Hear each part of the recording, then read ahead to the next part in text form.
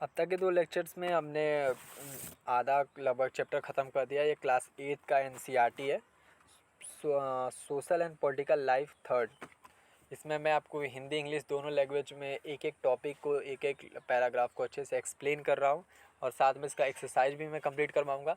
अब तक 2 लेक्चर्स मैंने इसका कंप्लीट कर दिया और ये थर्ड लेक्चर आज हम स्टार्ट करेंगे। और ये सब मैंने आपको कल डिस्कस करके बता दिया था, लगभग ख़त्म हो गया था। इसके बाद हमें जो स्टार्ट करना है वो यहाँ से आज से सेशन यहाँ से स्टार्ट होगा। द इंडियन कॉन्स्टिट्यूशन की फ़ीचर, आज इंडियन भारतीय संविधान के की फ़ीचर्स के ऊपर डिस्कशन किया जाएगा। और ये आपको ये फ़ोटो दिया गया है उस समय का नेशनल मूवमेंट, जब राष्ट्रीय आंदोलन चल रहे थे तो उस समय का ये फ़ोटो है। यहाँ पे आप स्टार्ट करते हैं। अगर आपको ये अच्छा लगता है वीडियो, प्लीज़ इसको लाइक कीजिए, शेयर कीजिए, चैनल को सब्सक्राइब कीजिए। सेक्शन को स्टार्ट करते हैं। By the beginning of the 20वीं सेंचुरी, 20वीं सदी के शुरुआती के दौरान the Indian national movement has been active. ये जो भारतीय राष्ट्रीय आंदोलन जो थे 20वीं सदी के दौरान काफ़ी एक्टिव हो गए थे। और ये in the struggle for the independence, ये जो संघर्ष चल रहा था इंडिपेंडेंस, स्वतंत्रता के लिए जो संघर्ष चल रहा था, from the British rule of the several decade. British rule, जब वहाँ पे ब्रिटिश गवर्नमेंट के अगेंस्ट जो तो इंडिपेंडेंस के लिए स्ट्रगल जो हमारे पॉलिटिकल लीडर उस वक्त कर रहे थे, उसके बारे में यहाँ पे बताया जा रहा है कि वो काफ़ी एक्टिव हो गया था 20वीं सदी के दौरान। During the freedom struggle in nationalist has devoted a great deal for the time in preparation and planning what the free India would be like। और स्वतंत्रता संग्राम और स्वतंत्रता संघर्षों के दौरान भी ये भी सोचा जा रहा था कि फ्री इंडिया, जब इंडिपेंडेंट इंडिया हो जाएगी तो उसके बाद उसके लिए क्या क्या अच्छा होगा, उसके ऊपर और उसको क्या क्या पसंद होगा, उसके लिए क्या क्या अच्छा होना चाहिए, क्या रूल और रेगुलेशन अच्छा होना चाहिए, क्या क्या रूल और रेगुलेशन कंट्री को रन करने के लिए बनाना चाहिए। ये सब भी उस वक्त ही सोचा जाने लगा था। तो आप ये समझ सकते हैं कि एक तरफ जो उस समय के जो हमारे स्वतंत्रता सेनानी है उस वक्त एक तरफ फ्रीडम के लिए फ़ाइट भी कर रहे थे और साथ में ये भी सोच रहे थे कि कंट्री जब हमारी फ्री होगी, जब हमारा स्वतंत्र देश होगा तो वो कैसा होगा, उसको क्या पसंद होगा, उसके लिए क्या अच्छा होगा, ये चीज़ भी डिसाइड और डिसीज़न लिया जा रहा था। Under the British rule, they had been forced to obey rule that they would have very little rule for making. Under the British rule they has been force to obey. जब वहाँ पे जो British government जब थी India में तो वो जो नियम बनाते थे वो जबरन इंडिया के जो यहाँ के जो आम नागरिक थे उनको मानना पड़ता था। तो वही चीज़ यहाँ पे बताई गई है कि उनके लिए काफ़ी छोटा सा फ़ायदेमंद होता था कोई भी नियम से, लेकिन वो ज़्यादातर अंग्रेज़ों के लिए फ़ायदेमंद होता था जो रूल और रेगुलेशन ब्रिटिश पार्लियामेंट बनाती थी इंडिया में लागू कराने के लिए। तो इंडियंस पीपल्स के लिए काफ़ी नुकसानदेह होता था। तो वही चीज़ यहाँ पे बताई गई है। The long experience of the authoritarian rule under the कॉलोनिकल state India that the free India should be a democracy in which everyone should be treated equally and allowed to participate in government। तो यही कारण था कि बहुत पहले से ही हम लोगों ने ये हमारे जो सेनानी थे वो बहुत पहले से ये डिसीज़न ले रहे थे, वो रूल रेगुलेशन अपने दिमाग में बना रहे थे कि ये जो हमारी नई गवर्नमेंट बनेगी, नई हमारा इंडिपेंडेंस भारत जब बनेगा, फ्री इंडिया जब बनेगा, तो डेमोक्रेसी जब हमारे देश में आएगी तो हर एक आदमी को इक्वली ट्रीट किया जाएगा, हर एक आदमी को समान अधिकार दिया जाएगा, हर एक आदमी को ये अधिकार होगा कि वो गवर्नमेंट में हिस्सेदारी ले सकता है, गवर्नमेंट को चलाने में अपना योगदान दे सकता है। तो वही चीज़ यहाँ पे बताई गई है।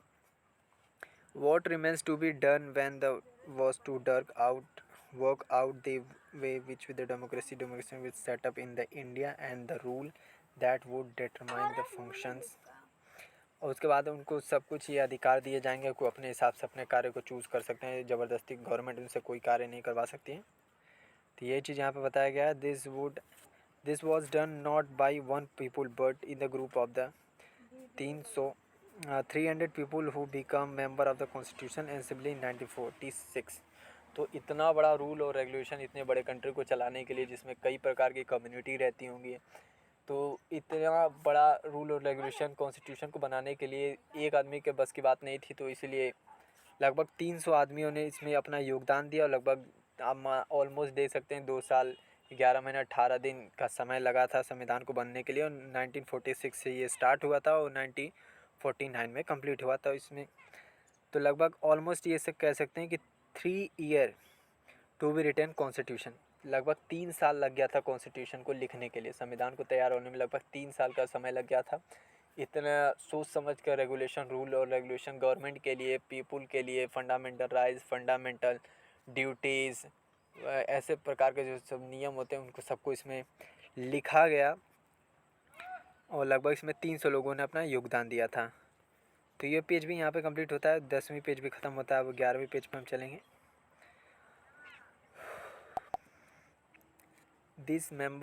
This member of the Constitution Assembly has a hard task for before them.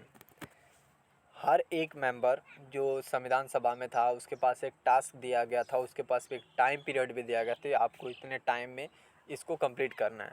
तो एक लोगों ने मिलकर संविधान को नहीं लिखा था, सब लोगों ने अपना अपना टास्क लिया था और सबको एक कम्युनिटी बना के ली गई थी और सब ने अपना कम्युनिटी बना कर अपना सारा टास्क जो उनको दिया गया था, टारगेट जो दिया गया था, वो अपने पीरियड के अकॉर्डिंग ला के संविधान सभा में देते थे और उसके बाद सबको मिलाकर संविधान बना।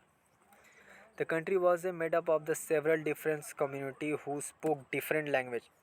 जो हमारा इंडिया है वो कई प्रकार के समुदायों से मिल के बना हुआ है, जहाँ पे अलग अलग भाषाएं बोली जाती हैं। बिलोंग्स टू डिफरेंट रिलीजन, कई प्रकार के धर्म जो हमारे देश में पाए जाते हैं। हैव डिस्क्रिमिनेशन कल्चर, कई प्रकार के अलग अलग कल्चर हैं। हर जोग्राफिकल पे कल्चर जो जोग्राफिकल पे डिपेंड करता है। तो हर जैसे कश्मीर का कल्चर कुछ और है, उत्तर प्रदेश का कल्चर कुछ और है, साउथ का कल्चर कुछ और है। तो अलग अलग कल्चर भी यहाँ पर, अलग अलग सांस्कृतिक भी हैं, वो चीज़ यहाँ पे बताई गई है। Also when the constitution was been written, जब संविधान लिखा जा रहा था, India has going through the tumbles that the partition of the country into the Indian Pakistan was imminent. जब संविधान लिखा जा रहा था तो आपको ये पता ही होगा कि 1947 के मध्य रात्रि के समय में इंडिया और पाकिस्तान का पार्टिसिपेशन, बंटवारा भी हुआ था, वो चीज़ यहाँ पे है। Some of the state remains undecision about their future, कुछ स्टेट ऐसे थे जो अपने फ्यूचर्स के लिए, तो कैसे कैसे स्टेट जो आपस में मिल के फॉर्म हुए, कुछ स्टेट पाकिस्तान में चले गए, कुछ स्टेट इंडिया की तरफ चले गए, कुछ बाद में शामिल किया गया। तो ये चीज़ आपको अभी इसमें उतना डिस्कस नहीं किया गया है, तो इतना ही आपको समझाया गया है। आगे बढ़ते हैं फिर। All of the these issue, इतने प्रकार के जो मतलब उतार चढ़ाव देखा गया, वो play on the mind of the member of the constitution the defect of the constitution. तो ये जो उतराव चढ़ाव देखा गया उस समय संविधान बनाते समय, इन सब ये जो चीज़ था वो उस कॉन्स्टिट्यूशन असेंबली में जो मेंबर्स थे उनके दिमाग में भी ये बातें थीं कि आगे ऐसा ना हो। उसके लिए भी कंट्री के जो मेंबर्स थे कॉन्स्टिट्यूशन के, उन्होंने इस बात को ध्यान में रखते हुए की फीचर्स को बनाया। इसलिए हमारा देश जो है वो यूनियन है, फेडरलिज्म हमारे देश में नहीं है। तो यूनियन और फेडरलिज्म ये की फीचर्स हैं जो आगे पढ़ेंगे आपको आगे समझाया जाएगा। देश में जो डाइवर्सिटी है, जो नेशनल यूनिटी को बनाए रखने के लिए, डाइवर्सिटी को मेंटेन रखने के लिए जो भिन्न भिन्न प्रकार के लोग पाए जाते हैं, इन सबको भी मेंटेन किया जाए और इनमें आपस में भेदभाव या आपस में उतराव चढ़ाव ना दोबारा देखने को मिले, इस चीज़ को भी ध्यान में रखते हुए कॉन्स्टिट्यूशन को बनाया गया था। और नेशन की यूनिटी बनी रहे, इससे इसको चीज़ दिखाया गया इसमें। Finally documents also corner for is listing providing the social economical reform as well as the impressing the cultural rule of the people can play in the choosing their respectively। और लोगों को भी अधिकार दिया जाएगा कि वो अपने अपने अपने अपने हिसाब से अपना अपना धर्म, अपना अपना कल्चर चूज़ कर सकते हैं, अपने कल्चर को बचाए रख सकते हैं। तो ये संवैधानिक अधिकार भी दिया गया था संविधान सभा में कॉन्स्टिट्यूशन बनाते समय। तो ये यहाँ पे कंप्लीट होता है। और यहाँ पे एक पिक्चर बाबा साहेब भीमराव अम्बेडकर की दी गई है, जो इसको जिन्हें हम father of nation father of Indian constitution भी बोलते हैं, भारतीय संविधान का पिता भी इन्हें बोला जाता है। तो ये इसलिए बोला जाता है कि उनका सबसे बड़ा योगदान रहा है संविधान लिखने के लिए। इसके बाद आगे कवर करते हैं। Listen below above the key features of the Indian constitution. Whilst reading these, keep in the mind of the above mentioned corner of the diversity, unity, social, economical, refund and representing of the author of the documents where the grappling with।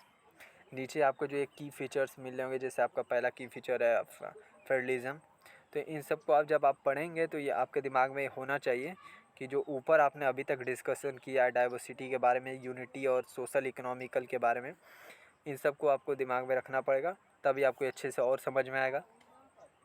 Try and understand, कोशिश कीजिए और समझिए। The way in which they try to balance this corner with the community transformation independent India into a strong democracy society. इन सबको कैसे balance किया जाएगा, ये डाइवर्सिटी, अलग अलग प्रकार के जो डिस्क्रिमिनेशन देश में देखने को मिल जाते हैं और अलग अलग कल्चर को, इन सबको कैसे बैलेंस किया जाएगा, इसके ऊपर भी काफ़ी चर्चाएं हुई। उसके बाद संविधान बनाया गया। डेमोक्रेसी सोसाइटी जब हमारे देश में आ जाएगी तो हमारे बीच में ये भेदभाव ना रह जाए, इसको देखते हुए संविधान को बनाया गया था। तो संविधान का पहला की फीचर जो फेडरलिज्म है, और ये की फीचर हम नेक्स्ट वीडियो में कवर करेंगे। आज के लिए इतना है, और नेक्स्ट वीडियो में हम की फ़ीचर्स की बात करेंगे। अब तक हमने इंडियन कॉन्स्टिट्यूशन के बारे में बात किया, उसके नॉर्मल फीचर्स के बारे में बात की, या अब की फ़ीचर्स के बारे में अगले वीडियो में बात करेंगे। तो आज का सेशन यही ख़त्म करते हैं।